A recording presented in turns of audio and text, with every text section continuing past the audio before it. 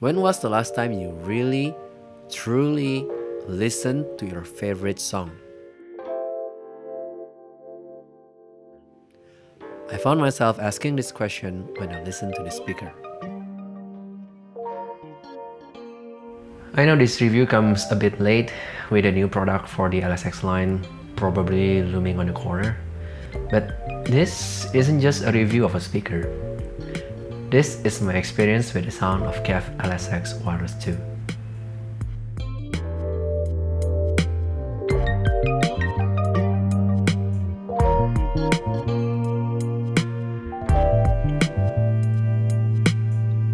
KEF has been a notable name in the audio industry since its founding by Raymond Cook and Robert Perch in 1961 in the UK. They have been a part of the high-fidelity audio scene for decades, and their products find their way to my parents' home. In my parents' house, audio systems were always a big deal, thanks to my dad, the family's original audiophile. Among the various setups, two systems stood out: a surround system with KEF IQ speakers and a KEF Q300 stereo system, both handpicked by my dad. Remarkably, those speakers, including the IQ ones that have been around for I think nearly 2 decades, are still going strong. They have become an integral part of our family gatherings and entertainment, especially when I visit my parents. As I grew older and started exploring audio gears, I experimented with various devices: headphones, earphones, IEMs, monitor speakers, and powered speakers, including the KEF X300A, which quickly became a favorite of mine. Much like the LSX, the X300A is an active speaker. My preference for powered speakers back then was primarily due to the limited space in my studio apartment. However, after moving to a somewhat larger apartment, I made the switch to KEF Q150s and never really paid attention to powered speakers. Until now.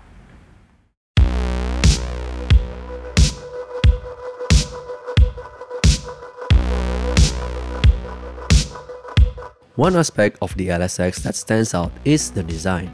Created by British industrial designer Michael Young, the LSX2 boasts a compact and modern aesthetic. On the front is the 11th Gen 4.5-inch UniQ driver, comes in complementing color with the speaker cabinet. Turning to the back of the main speaker, just below the acoustic port, there's a practical array of electrical ports for connecting various audio sources. And a subwoofer pre-out, a nice touch for those looking to enhance their bass experience. When you place the LSX next to the Q150s, the contrast is striking. Not only the design choices, but also the size difference. The Q150 features a 5.25-inch driver, compared to the 4.5-inch on the LSX. The difference of just 3/4 of an inch, or about 2 centimeters, may seem small, but it significantly impacts the overall size. When viewed from the side, the Q150's larger depth and height become evident, showing just how much more space it occupies. But how do their sounds compare?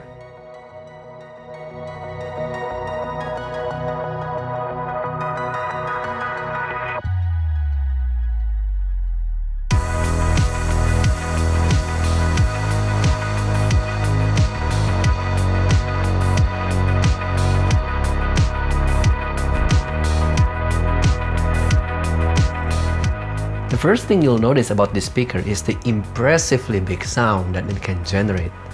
Sure, the low-end roll-off might not completely satisfy hardcore bass enthusiasts, but I don't think it's primarily marketed toward that audience. And besides, you can always add a subwoofer to the system, and you can adjust the crossover for the subwoofer in the app. Even without a subwoofer, the amount of low frequency that it reproduces is surprisingly ample. It might not outperform the Q150s in this respect, but it's impressive nonetheless, particularly with modern songs that have contemporary mixes. A prime example is Bad Guy by Billie Eilish. This track really comes alive on the speaker, The bass break after the second verse is just incredibly satisfying. I mean, the whole song is somewhat of an ASMR fest, but that bass really does tickle your brain. For the mid and treble, I personally prefer the LSX over the Q150s. The treble is more controlled, vocals are warm and upfront, and cymbal hits are pleasant, detailed but pleasant. While some might say that the Q150s provide more detail, when compared to the LSX, they can sound borderline harsh. And the soundstage, my god, the soundstage. My wife and I did some A/B testing where we will simply close our eyes in turns and then the other person will switch on either the Q150s or the LSX without revealing which is which.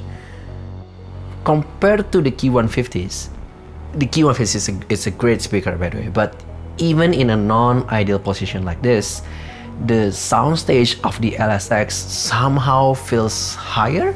Like, it doesn't seem like it's coming from a speaker that is positioned so low.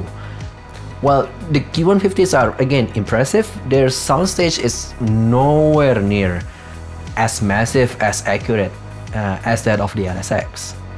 Then we proceed to try many different songs, ranging from Snarky Puppy's Lingus, Jacob Collier's cover of In My Room, Attention by New Jeans, Cendrawasih by Tohpati, and the first movement of Rachmaninoff's Piano Concerto No. 2 in C minor. For those songs, it's very easy to pinpoint the location of each instrument. The speaker just disappears, and in its place, you are left with a soundstage so large, you won't remember the actual size of your speaker. Speaker placement might also be a factor here, as the Q150s really should be placed further from the wall. But here's the thing, I live in an apartment, and according to the manual, the Q150s require 22 cm of space behind them. That might be feasible for some, but for me, properly placing those speakers at such distance just isn't possible. In contrast, the LSX states no minimum distance requirement in its manual. Instead, they encourage you to adjust the settings through their app. Such confidence in their technology. Oh, your speaker is not placed in an ideal spot? There's an app for that. And I do feel that this confidence in their technology might be a bit premature. Even though this speaker may owe its sonic greatness to their digital signal processing algorithms, running in what the marketing people at KEF called the Music Integrity Engine, my experience with the rest of the technology hasn't always been great. Using Spotify Connect from mobile phone can sometimes be frustrating, especially when trying to fast forward or rewind to a specific timestamp. The music might just stop or even skip to the next track instead. AirPlay is considerably better, but even then, if I use my phone while AirPlaying, the music might drop occasionally and the connection from the main speaker to its pair can drop off without any apparent reason. While these problems can be remedied by using a wired connection between the main speaker and the secondary one, you can also use a dedicated device to AirPlay your music. It kinda defeats the purpose of a wireless speaker, doesn't it? The Spotify problem is not new to me. I recall having the same issue with my X300A wireless, which was a speaker that is launched a decade ago. And it's frustrating because literally every other Spotify Connect device that I've tried works flawlessly. Even in the LSX, if we use the DLNA server stream or UPnP server stream, it works flawlessly. So there must be something wrong with the KEF's implementation of Spotify Connect. While again, these issues are avoidable and have workarounds, for a price tag of about $1,400 US or 22 million rupiah, it shouldn't be there in the first place. But despite all those annoying issues, I still love this speaker because when they work, they do sound really good. The AB blind test session with my wife was so much fun. We stayed up late discussing and basically laughing our way through music. Every single time I chose the LSX over the Q150s. And that's even when we experimented with different kind of speaker placement. And I can tell the difference between the Q150s and the LSX. I know which speaker is playing, which goes to show that there is a clear difference between the two. Then, I played a song by John Mayer called Speak For Me. John Mayer was definitely someone that I listened to a lot during my college days. And I think this album was also released around that time. And when the song plays in the LSX, I was just transported back then.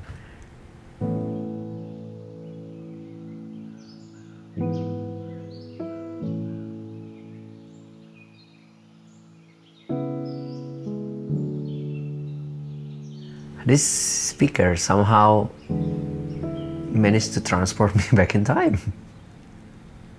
And one memory led to another song, and that song led to another memory.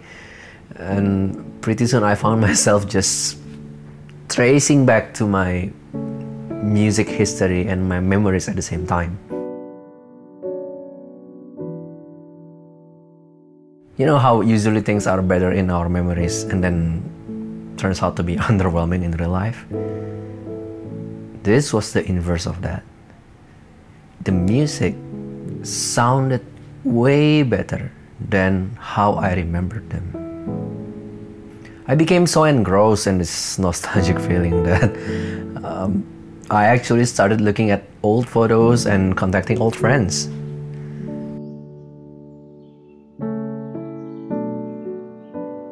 It might sound crazy, but I truly believe that the LSX enabled me to have that moment through its sound quality and its appearance. I love this speaker. It's just magical. It reminds me why I'm passionate about speakers in the first place. I mean, try and find any soundbar that can evoke the same emotional feelings while looking like that. I mean, just look at it. It truly is the little speaker that could.